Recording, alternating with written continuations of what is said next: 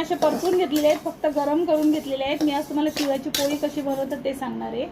अजून माझे गार झालेले आहेत, मिक्सरच्या भांड्यामध्ये टाकते। पावडर बनवून घेणार आहे।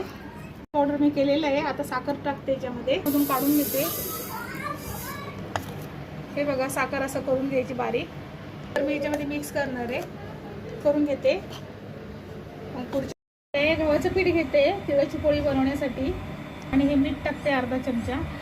पाणी टाकून मळून घ्यायचं, घट्ट व्हायचा, घट्ट असा डो बनवायचा।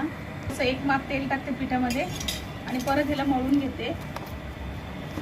हे माझं पीठ मळून झालेलं आहे, असा घट्ट मळलेलं आहे।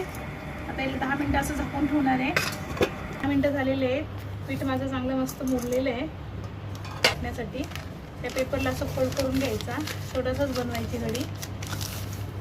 त्यामध्ये साखर मिक्स केलेली आहे, पाणी किंवा दूध दोन्हीपैकी काही पण एक टाकू शकता। मी पाणीच टाकणार आहे, एकदम थोडंसं पाणी टाकायचं चमच्यानी आणि याला असं मिक्स करून घ्यायचं। काऊन तर याच्यामध्ये साखर असते।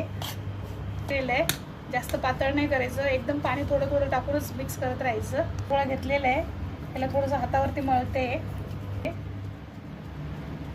भरते याच्यामध्ये, भरून घ्यायचा आणि याचं तोंड असं बंद करायचं आणि नंतर याला असं फोल्ड करून घ्यायचा आणि हा गोळा बघा तर